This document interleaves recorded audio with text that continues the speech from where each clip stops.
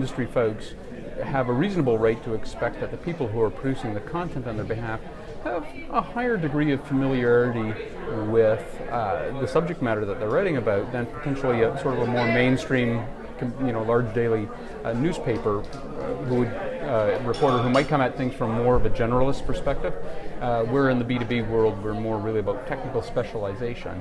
And I stress the difference between specialization and expertise to say you don't have to know how to operate a mine to write knowledgeably about the mining industry, as an example. And so it really is about, I'm looking for journalists who have a real sort of lifelong philosophical approach, to learning and engaging and investing time to be part of the industry where there's not always a story in it. It's time about professionalizing themselves by embedding themselves within the sector. And you're also suggesting that the sector people embed themselves in the newsroom a bit, get to know what journalism is about, what the newsroom is about, right? Absolutely, Wayne, and that's really a critical point, is because right now in industrial context, it's one of the big things companies fuss about is the media doesn't understand us.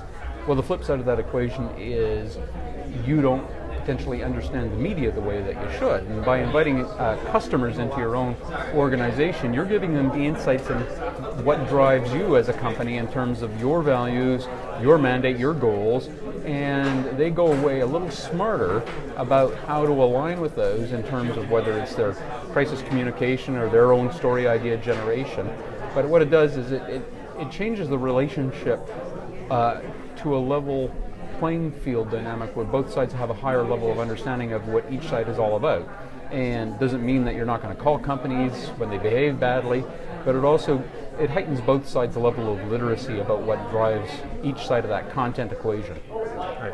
And you are also talking about the notion that media itself isn't necessarily the most investor sexy kind of thing, that it's a good idea to sort of divest or diversify out into events, into other or be speakers at other events within the sector so that people see your expertise above and beyond just the print publication.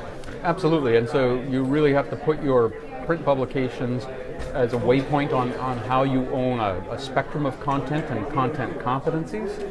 And so an editor of a publication who's recognized by a particular industry because he or she speaks at industry conferences or moderates industry panels brings along a degree of respect on their person, the way they discharge themselves personally, and that respect automatically transfers to the publication. It gives it authority and a bit of weight in really what's a very fragmented and sort of information-rich choice environment. And so by personalizing your publication through your own commitment to the industry, you go a long way to making your publication stand out among the others who don't do that. So.